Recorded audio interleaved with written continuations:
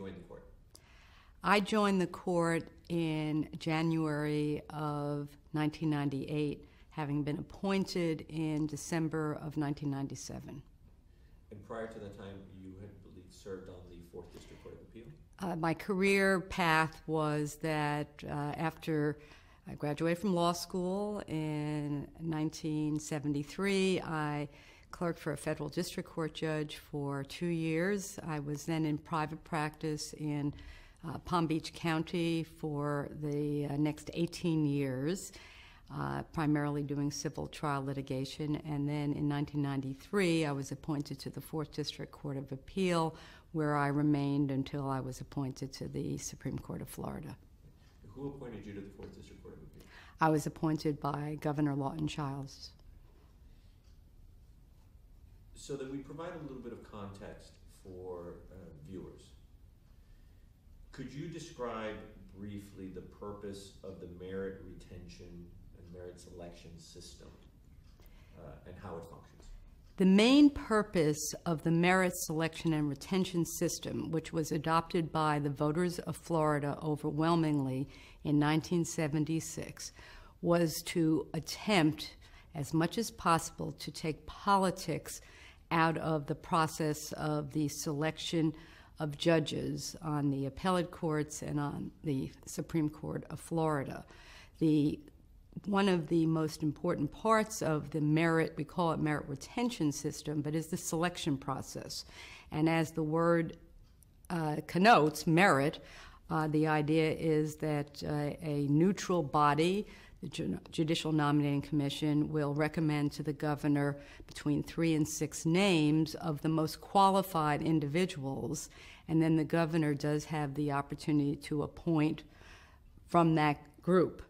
So that's the merit selection process. And the retention process, I did some research on it, and apparently it was meant to still give voters a voice, the concern being that if a judge who was appointed started to be either lazy or unethical, that the voters would have a chance to say no to that judge.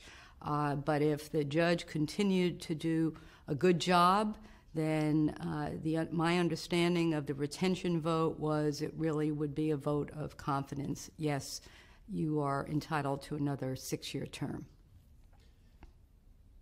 Since being first appointed to the 4th District Court of Appeal, how many times have you been through the merit retention process? I was on the ballot for merit retention once as an appellate court judge and then 3 times as a justice of the Florida Supreme Court. In any of those prior instances, prior to 2012, had you drawn organized opposition? In no prior election was there organized opposition to my retention. There were, from time to time, groups that might have made some noise about being unhappy with a particular decision of the court, and so there was some, perhaps a little bit of traffic in that way, but nothing that we would recognize as being organized opposition. Had you, in those prior instances, ever considered what efforts you might have to undertake to retain your position? Absolutely, yes. To give you background, I was a lawyer in 1992 when Rosemary Barquette was attacked, and she's a dear friend of mine and was a dear friend then, and I was very involved in her merit retention campaign. I saw what she had to go through and how important it was that that support for her be given as broadly as possible. I also, over the years, recognized the danger of how vulnerable a single judge was if a group were to attack that judge. So I talked from time to time with lawyers throughout the state about the need to have a permanent group that would be created to defend judges or justices from unfair attacks. So I thought a lot about it. And at least on one prior occasion in 2000, I was involved with talking both with attorneys and individuals who had media expertise about some of the things that we might do to educate the voters, because poll after poll would show how little knowledge the voters had of why judges were on the ballot. So I thought a lot about it. I think the average Floridian understands a political campaign as consisting of candidates who are free to say whatever they want to say, basically, to be elected or to stay in office. And as lawyers, you and I obviously both know that doesn't play out in judicial campaigns. Could you talk a little bit about the limitations or restrictions that are inherent in the judicial campaign process? Well, the limitations are really those that are set forth in the Code of Judicial Conduct, and the reason for those restrictions are that judges are not to be politicians. We have two branches of government that are the political branches, but we have one branch, the judicial branch, that is intended to be fair and impartial and to be able to adjudicate disputes without showing favor to one side or certainly not to special interests. So the idea of campaigning in a way where you would be running as a Republican or a Democrat was really, at least in this state since 1972, through both the Constitution and then through statutes and then through the canons, very closely regulated. So I am very proud of our state, because there are many states that continue to allow what would look like a much more traditional partisan campaign, with a lot of money being raised on every election basis, because they run as contested in contested elections. So really and truly, some of the restrictions are, and some of them, some people might think are, if they're challenged, could be unconstitutional. Not committing to an issue that would come before you. In merit retention, some of the restrictions are that you're free to go and certainly talk to groups about the purpose of merit retention, but as far as the campaign itself, you can't start to run a positive campaign, even an education campaign, and expend money. You can raise money, but you can't expend money unless you have certified that there is organized opposition. So I think that overall, the canons serve the purpose of, even if they might restrict what we can do, of demonstrating at least to each other and to the public that judges are not like the other politicians that would be running for elections for the legislative or executive branch. Well, I think you maybe hinted a little bit at this in the response you just gave, but do you ever feel frustrated by those limitations? Well, now are we going to start to talk about Sure, 2012? I think the biggest frustration was the restriction against campaigning together and raising money together. And I decided at the outset that this restriction, which certainly applies to judges who are running in contested elections, was really never meant to apply in a merit retention election. So that frustration of not, since the three of us that were up, Justices Quince, Lewis, and myself, were all being attacked for the very same reason.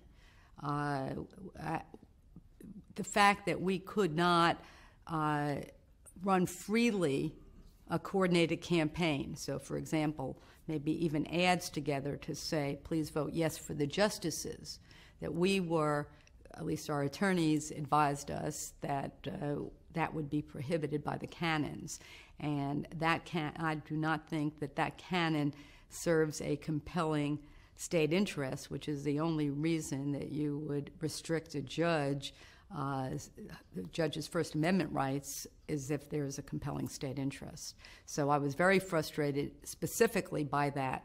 I was also frustrated by the very idea that people had to raise money on our behalf, but maybe I'm getting ahead of myself. I find the idea that we are not politicians, yet we're having people raise money and having to do some of the things that an elected official would do, shows that there is an inherent tension that was probably not anticipated at the time that merit retention was adopted, about how do you stay true to who you are as a jurist, yet not allow a group of special interest to run over the judicial branch by attempting to make it a political branch. In the 2010 retention election cycle, Justices Labarga and Perry were up for retention. And Justice Perry has indicated publicly after the process was done that he described the process as being like a sitting duck. Did you get that feeling? What happened in the 2010 merit retention election is that there was a last-minute blitz against Justice Labarga and Justice Perry. And what I have learned, because I've studied the elections, merit retention elections around the country, that is a very typical pattern. That is to take a group comes in close to the last minute when the judge or justice does not have a chance to organize and is able to effectively run a campaign.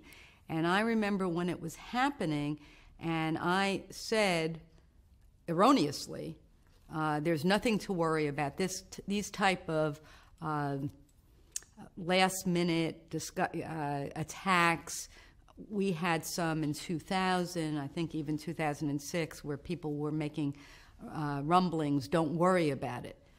But the difference between 2010 and 2000, and certainly the difference between 2000 and 1992, when the last serious merit retention attack was, is the advent of social media.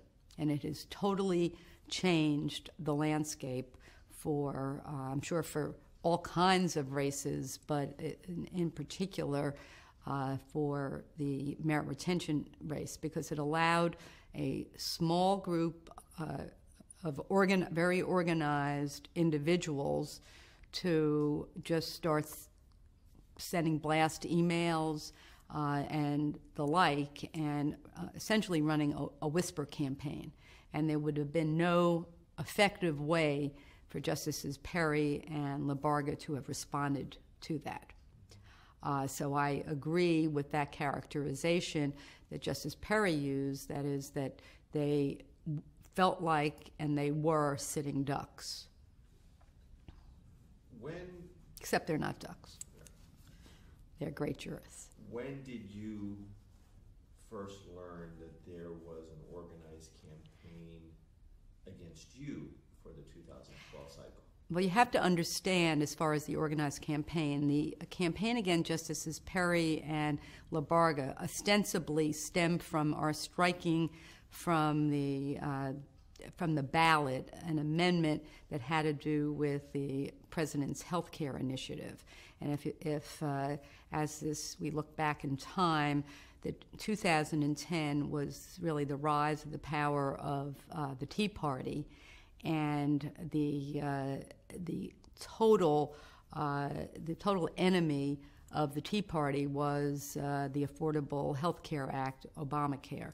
And even though the amendment that we struck from the ballot was struck because the ballot summary was misleading, it promised to eliminate waiting times for medical services. Who wouldn't vote for that? Not on the merits, It was the way that this campaign was characterized was that we were for Obamacare. And so right after that 2010 election, the same people that had organized against Justices Labarga and Perry were very satisfied with the fact that they had succeeded in lowering the percentage of retention percentage for both of those two justices as compared to Justices Kennedy and Poston, who were up the same time. And within weeks, they publicly said, well, we were too late, but we did a very good job, so now we'll go after the other three. And so for us, fortunately, we didn't have to wait until a few weeks before the election to know that there was going to be an attack against us. We also started receiving intelligence early that there were those in the Republican Party who wanted us to be defeated, to give the governor 3 new appointments. And that didn't surprise us because the session in 2010, there had been a proposed constitutional amendment to take the 3 justices, myself, Justice Lewis, Justice Quince, and myself, and to put us on a criminal court of appeals because we had such vast experience in criminal matters. And that would then give the governor a chance to appoint 3 more newly appointed justices to a civil court, essentially taking us out of this equation in deciding civil cases. So if we're looking for what the motivation was, although this healthcare amendment was sort of the first overt attack, in my view, based on what had preceded it and other discussions, I think it was really an attempt to remake this court, do something that has been attempted in the past by Republicans and Democrats. There's no good guy or bad guy in these things. FDR tried to pack the court when he wasn't happy with decisions, but it's essentially to try to remove judges or justices because you don't agree with their jurisprudence, even though the jurisprudence is well-reasoned legally and factually sound. So we were not surprised, but the question really became how much of an attack would there be? Would this be just an internet-based attack? And that we didn't know. How did you feel about this? On a personal level. At that point, I had been on the court for 16 years, or maybe at that point 15 years, 1998 through 2000, maybe whatever that math is. But for a considerable period of time, I had been a jurist for 18 years, a lawyer for, at that point, 38 years, because it was 2 years ago. And I felt it was unfair, that I know I had done a good job, that there never was a hint that I or my fellow justices did not have the highest work ethic. It also diminished our individual and collective accomplishments. I mean, for me, much advocacy in the area of children and families, and so it reduced us really to a soundbite.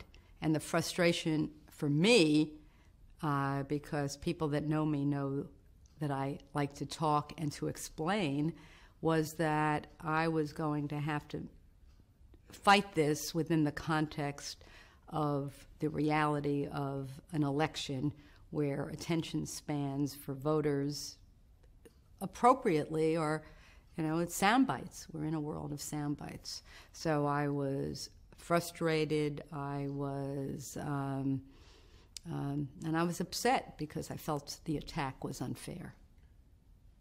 Did you reflect at all upon what happened in Iowa, where 3 sitting justices of the Iowa Supreme Court, after they voted in favor of same-sex marriage, or that there was a legal right to same-sex marriage, were then voted out of office? I did reflect on that, and actually at the Supreme Court Historical Society that next February, which would have been February of 2011, one of the justices came and spoke, and he really warned those gathered and also warned us that it would be error to do nothing, which is what they had ended up doing, which is they did not mount a positive campaign, and they relied on other groups to do that. I think Iowa was a wake-up call, and my belief is that although, again, I talked about this being indigenous to Florida, but I think as we look at what is going on around the country, I think there is a systematic attack on merit selection and retention, both to try to attack perceived to be vulnerable justices, and also to try to change the system to make it to try to make it more political. Can I stop for 1 second? Okay. The nose. Okay. All right. Okay. Yeah. So you asked. I think the Iowa experience was a rude awakening. First of all, I think an embolden opponents that this could happen, and it also at least told me, and I believe my fellow justices, that it would be folly to sit back and do nothing. So even though we knew we had no hot button issue in front of us, we still were of the belief that these were real threats, and that it would be a mistake to not fight back. Did you at any time during that whole process, in its worst moments, ever consider saying, this isn't what I signed up for, I'm just going to walk away from this position? I've served my time, this wasn't what it was about? Never. I never thought about giving up, and the worse the attacks came, the more I realized how important it was for us to be doing what we were doing, because my feeling was I wasn't doing this for myself. As I mentioned, my career had been long and successful, both as from law school on.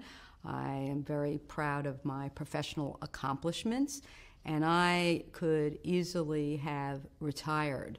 But my concern is that if I left and my fellow justices left, just gave up, we would not just embolden our opponents this time against us, but that the trend would be set and the die cast, so to speak, that this was both possible and a viable alternative. So for that reason, I had many sleepless nights. I am very fortunate to have a husband who is he's now retired as a judge, but is a very has lots of common sense and good political sense, and he helped keep me sane for this time period. So I was very fortunate to have Fred Azzurri by my side. He couldn't, the irony again, he couldn't, because he was a judge at that point, he couldn't campaign for me, but he could be my confidant, and that helped immensely, plus a circle of friends that were really wonderful. So I was very fortunate to have that. Earlier on, you touched on the role of social media and the internet and how it has dramatically changed the ability of any individual out there to mount whatever kind of campaign it may be against a sitting official, a judge. Really, it's any cause they might pick. In light of these changes, do you think we've reached some kind of critical tipping point where maybe the system as it's currently structured isn't working the way it should? Yes, I do think that, because the merit selection part of the system, first of all, in my view, is not working as it should. Unfortunately, when merit selection and retention was enshrined in the Constitution in 1976, there was a critical part that was eliminated, perhaps inadvertently, because I know other states have it, which is the composition of the judicial nominating commissions.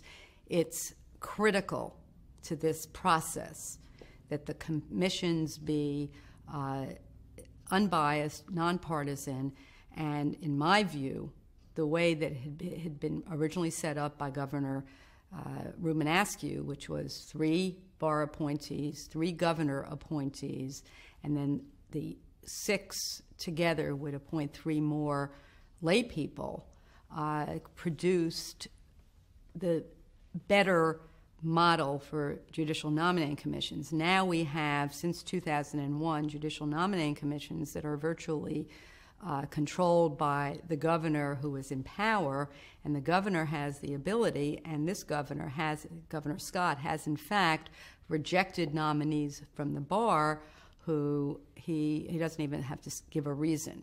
So I don't think that process, that part of the process needs to be reformed, in my view, because if you have nonpartisan, unbiased commissions, I don't think that the attempt to remove people would be as vigorous, because there's no knowledge of who are you going to get to replace them. But if you have stacked judicial nominating commissions, there is much more of a chance. So that's number one.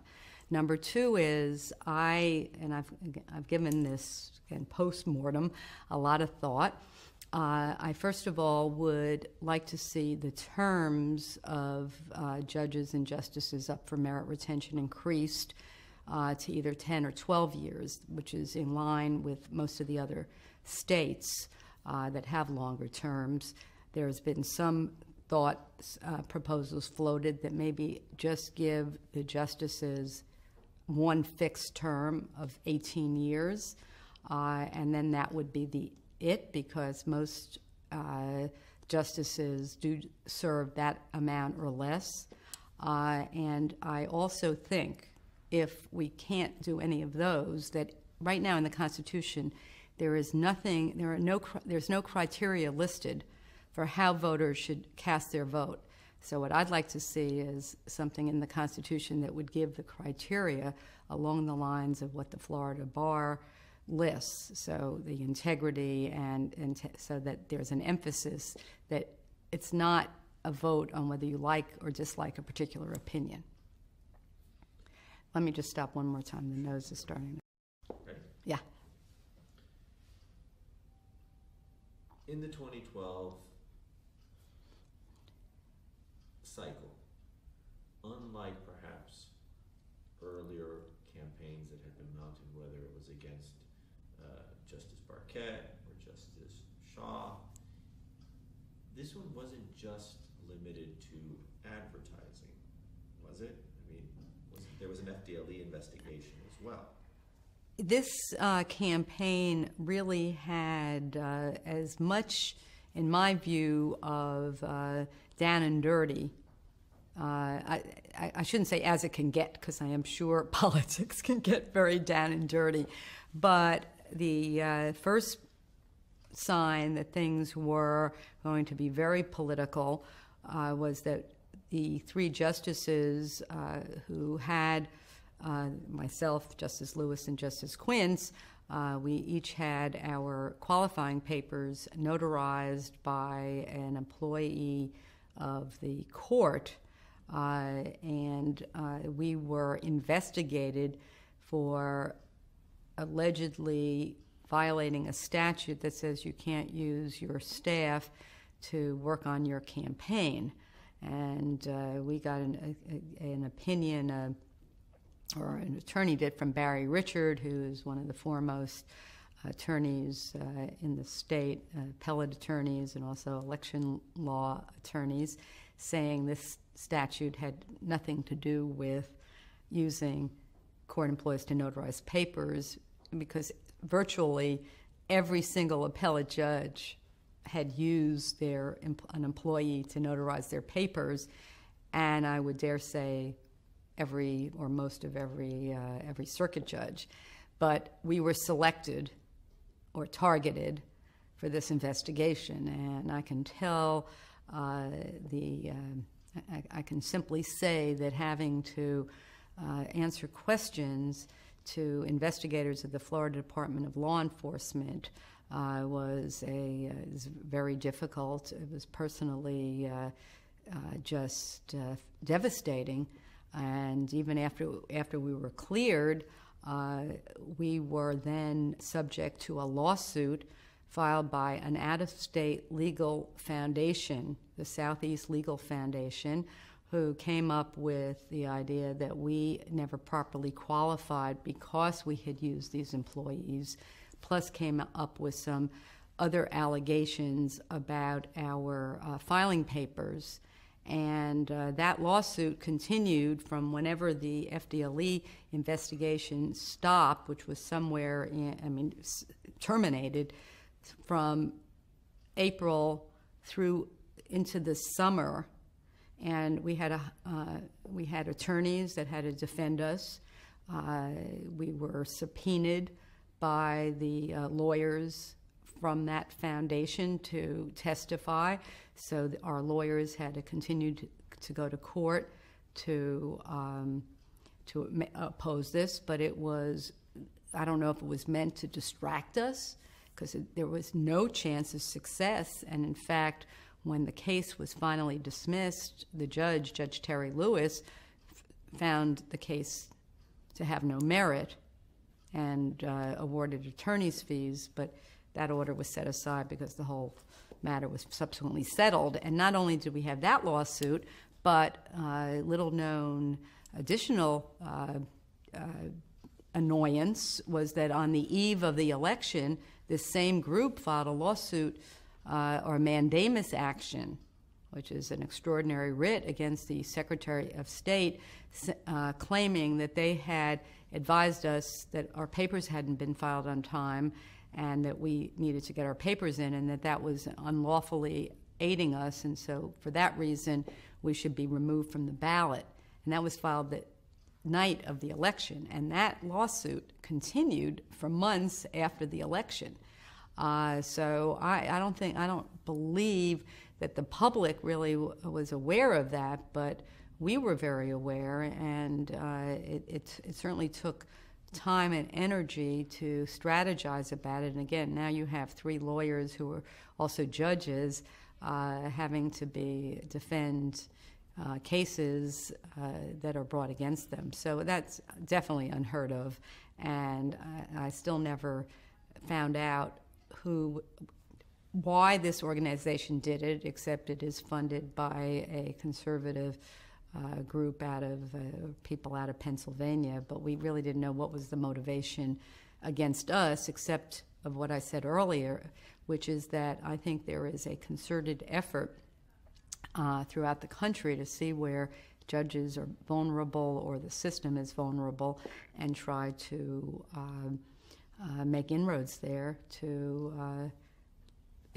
have courts that are more responsive to special interests.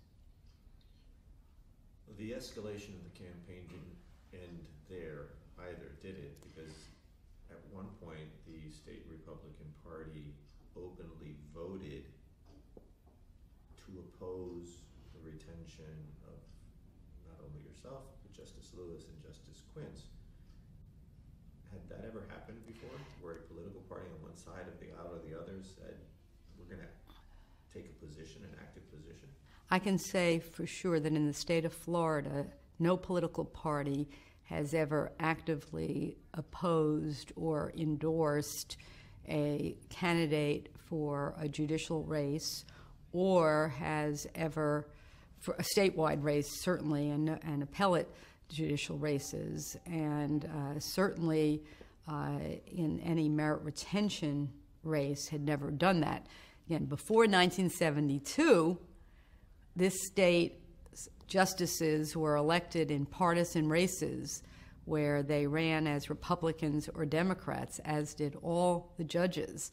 And the people of this state said, no, we do not want our judges to be partisans.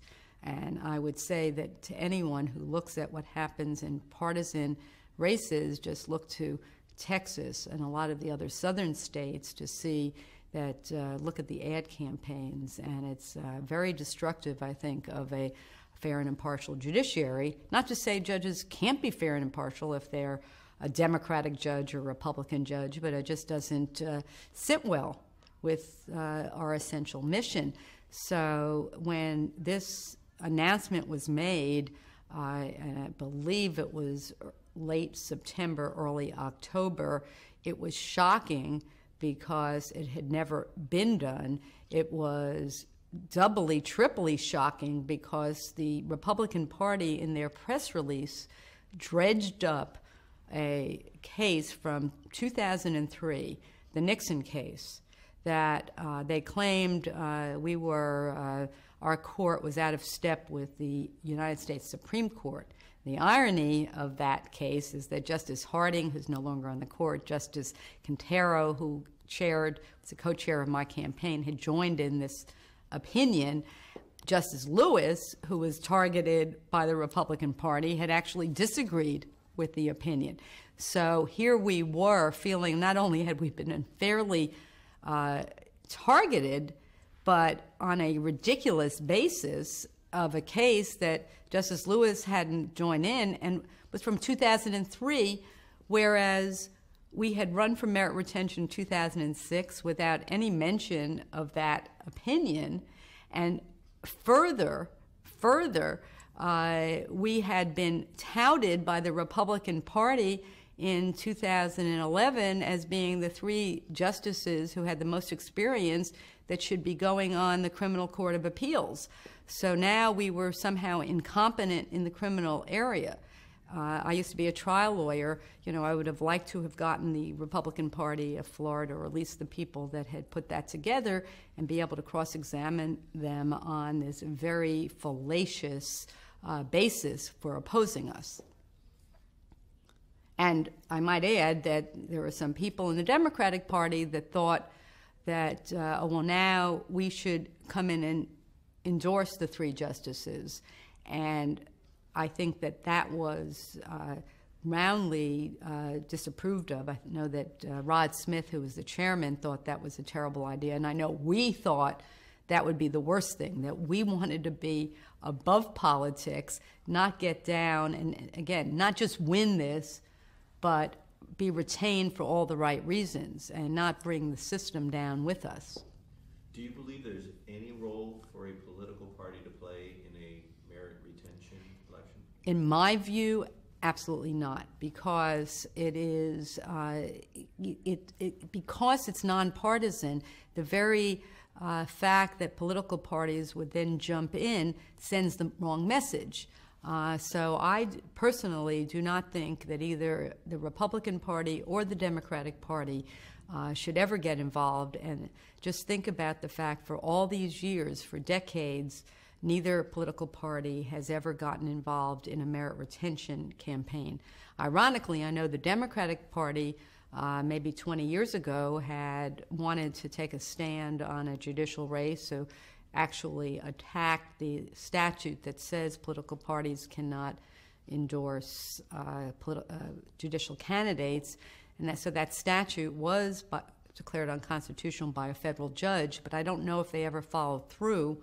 And I think now they can see, as the Republicans should also see, it is the restraint is really better if you want a judicial branch that has public trust and confidence and enjoys the trust of the people.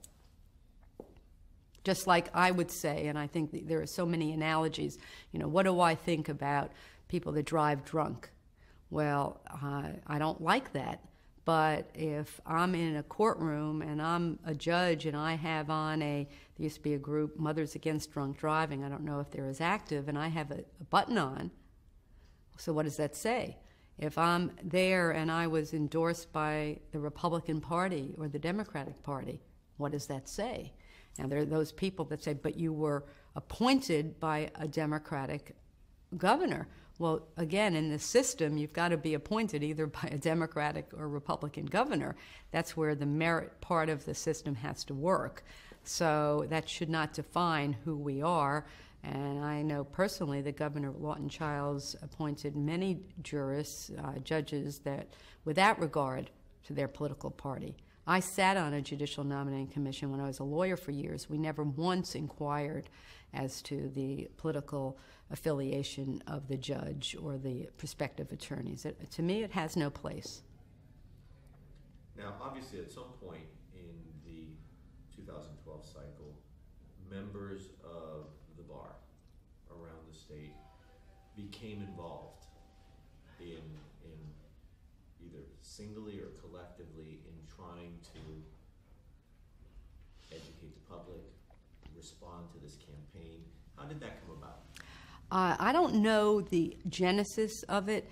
I do know this, that in the past, the Florida Bar has done the following. They've conducted a poll of what the qualities were or the reputations of the judges based on certain factors. And they also put out a booklet that would tell the voters, just the background of each judge. I believe there were lawyers that spoke to the bar about the need to educate. And fortunately, the bar, Scott Hawkins and then Gwen Young, realized that we were now dealing in a different age where the public needed to be educated. And that's very different than taking a stand, because they were very clear, nor did anyone ask, about supporting us. But they understood that their role was to educate, and they had conducted a poll that showed that voters did not understand, even when you mentioned merit retention, they thought maybe it had something to do with merit pay. So that there was a great opportunity to educate. So theirs was their Votes in Your Court campaign was an educational campaign that was needed, and my hope is they will continue these efforts, not just in reaction to an attack, but on a systematic, ongoing basis. There were lawyers around the state that were very involved on our committees of responsible persons, but unfortunately, and this is true in so many aspects of life, many people, many of our 90,000 lawyers were either complacent, disinterested, uninvolved, or maybe they thought, hey, this would be great, let's get rid of these three. It could have been any of those, but there really was a very small percentage of the bar that did play a role, but thank goodness there were leaders and there were many that did step up to the plate. I just had been naive to think that everybody would find this to be an injustice and want to defend us. But we were still fortunate. We had a lot of different sources of support. And to understand the nature of our campaign, it wasn't really about advertising. It was about building the educational networks. So one of the biggest aspects, both for the bar and us, were visits to all the editorial boards of the newspapers, and where we had the opportunity to appear on television. I'm a big believer. My undergraduate degree was in public relations and then broadcasting and film, so I'm a big believer in the power of the media. And I was very happy that those that worked on our campaign felt that was important. So I had my first experience with an editorial board, and then once I had the first, I felt comfortable and was able to go and talk to the various editorial boards, as did my colleagues, as did the president of the Florida Bar, as did prior to that Alex Villalobos, who was president of the Nonpartisan nonprofit Democracy at Stake, which was formed in order to, again, also educate the public. And so we were very successful in that regard. We had universal support from the editorial boards, from conservative to liberal. And what wonderful thing about that is there are some that say, the print media is dead, but we did exit polling and found that people that voted yes, many of them had made their decision based on what they read in the newspaper or even on TV. So I think that's I don't know who says that people don't read newspapers, but at least those that answered the exit poll found that that was a very powerful part of our campaign strategy. How did you find time to participate in your own retention election process and in any educational efforts that were made, and yet attend to the duties of the sitting justice of the court? Well, the first priority was the duties of the Florida Supreme Court. I must add that in the early part of the campaign, we had something called redistricting, and that was a once-in-10-year process, and that really consumed my attention for several months. But I am a multitasker, and luckily you can work at night, weekends, evenings, and I just understood that it was a race. It wasn't going to be forever, and it is ironic that I am being interviewed right before Halloween, but also the week before this election, and I am just so grateful that 1 year later, that I'm able to be a full-time jurist and also be involved in the causes that I care about, like children and families. But we were, even though obviously the other judges or justices could not do anything on our behalf, my feeling is that our colleagues understood what we were going through, and in that regard, didn't make it more difficult. So I don't know how I found time, but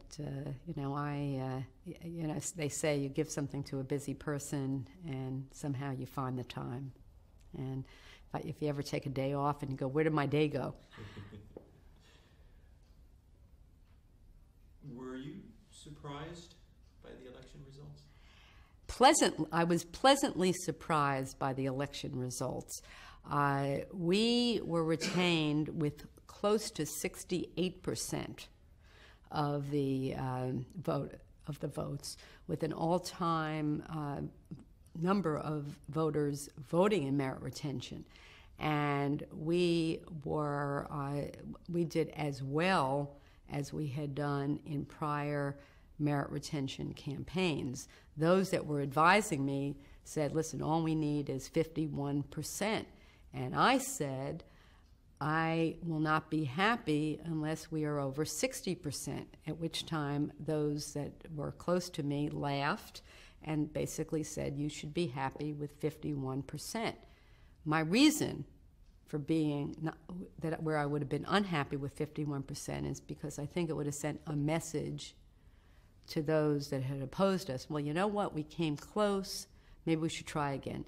At 68%, that's pretty difficult. Plus, our exit polling showed that we received 85% of the Democratic vote, 75% of those that identified themselves as independents, and 50% of those who identified themselves as Republicans. So although we didn't get a majority of the Republicans, we just about did. And so I think that showed the success. At the same time, the proposal that would have weakened and further politicized the court was defeated by the voters at a pretty high percentage.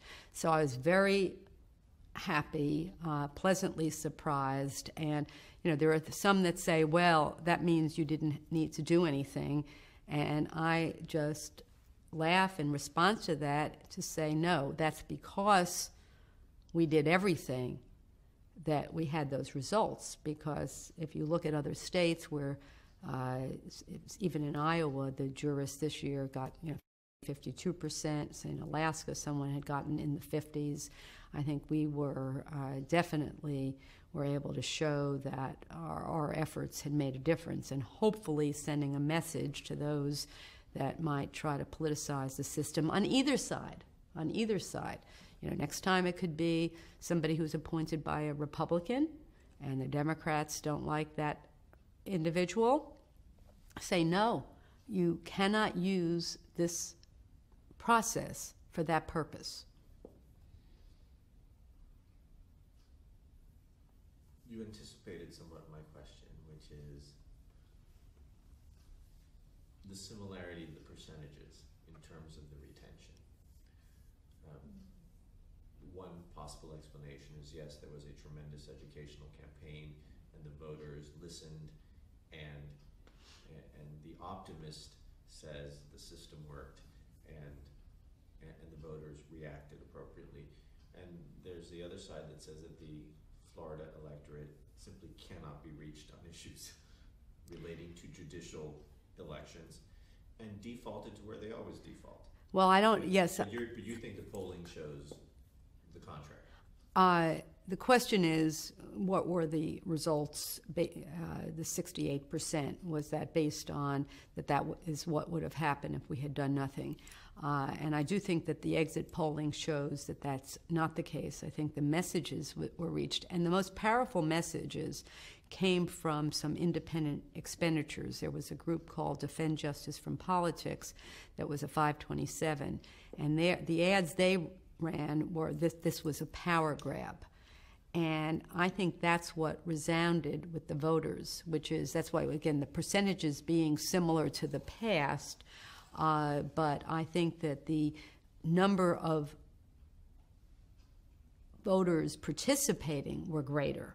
So we may have lost a few who were Republicans who were responding to this, but the fact that there was more voter participation, I think, is the best indication that the education worked, and I hope that it did, and I am very much, I guess maybe because I work so hard, I want to believe that, but I really think that probably those that worked on our campaign could give even more information as to why they're fairly sure that what we did had an effect. Do you think we are forever now down the path that we have to go through this process every time? I don't think so, and I think that going back, I don't think that this will be a trend. That is what happened to us in 2012. The last real merit retention attack had been in 1992, so that was 20 years. But I think that because of the percentages we received, those that would have otherwise thought in the future, let's give it a try, will be cautioned. This is not a wise investment.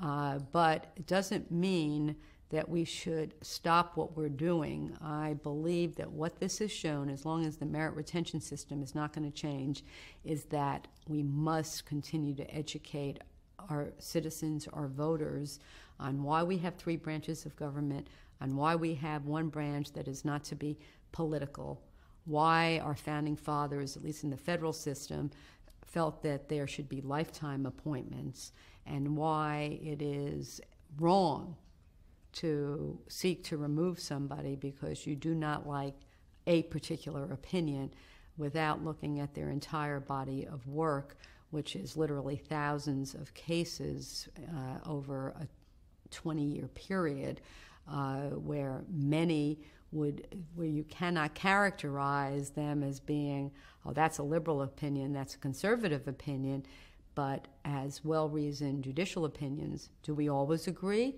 No. That's the nature of why you have a collegial court of 7 members, or in the case of the United States Supreme Court, 9 members. It may be that there's a certain philosophy, but I think the voters need to be educated about why that would be wrong, why they would not want judges who felt the pressure. See, and that's the thing. If you feel the pressure to say, I don't know that I can vote on this controversial case that way because I might be targeted, it has a chilling effect. And we heard some of that after the election. Well, maybe next time they won't be so quick to act in a certain way. And ironically, right after this election, we had the pension case, which had to do with whether the legislature could change the benefits prospectively, and that was a 4-3 decision. I voted to say the legislature could do what it had done, which is to prospectively change the to prospectively change the pension plan, as did Justice Labarga, and we both got angry calls from unions and teachers saying, oh, next time we're going to try to vote against you. And I don't think that will happen, but that's this idea, this knee-jerk reaction. You don't like a decision, let's just now try to oust the justice.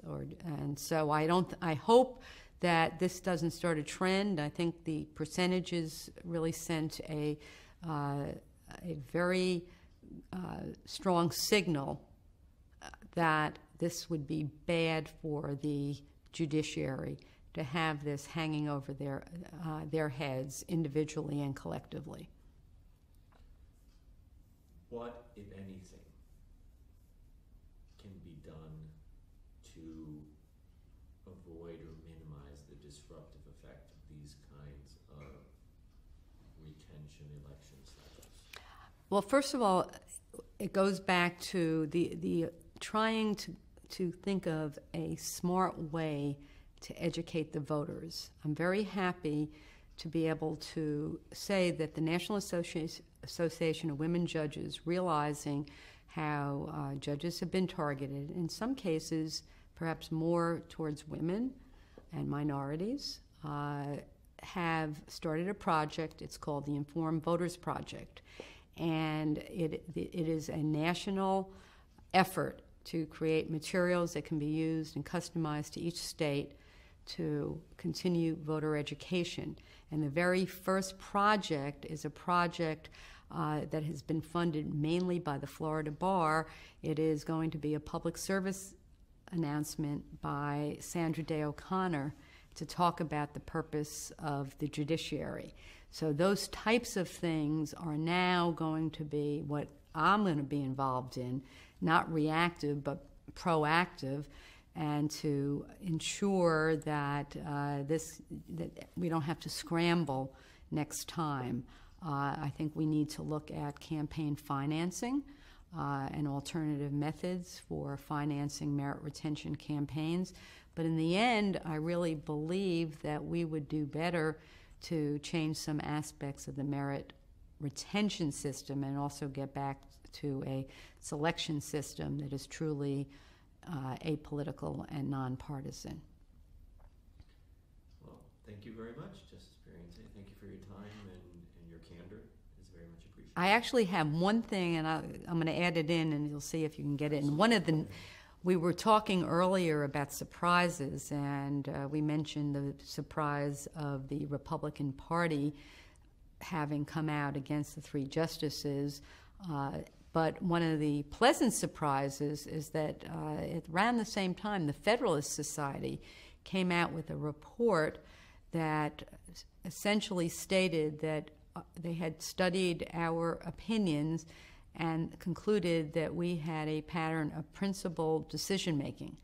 Now, that didn't really make the big-time media, but it made at least us feel that this wasn't just some type of a conspiracy among every conservative group, and I was very happy to learn that the Federalist Society had done that, and they also ran some symposiums where they talked about alternatives to merit selection, and I think those are good ongoing educational efforts. So I applaud the Federalist Society for having done that. I'm sure there are some people that weren't as happy with the way the report came out, but that's to show that they're within the Society of Attorneys and those that believe in American values, that there will be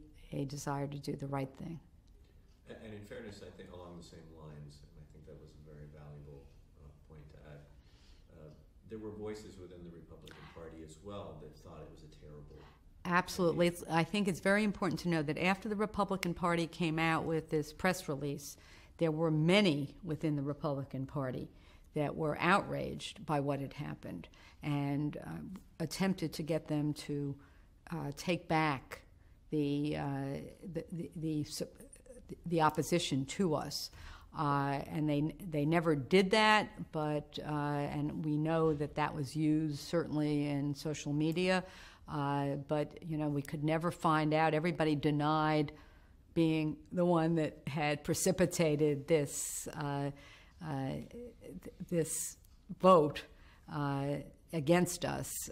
But yes, there were several prominent Republicans that did that. And then there were others that said, listen, this is a political process. You're a politician.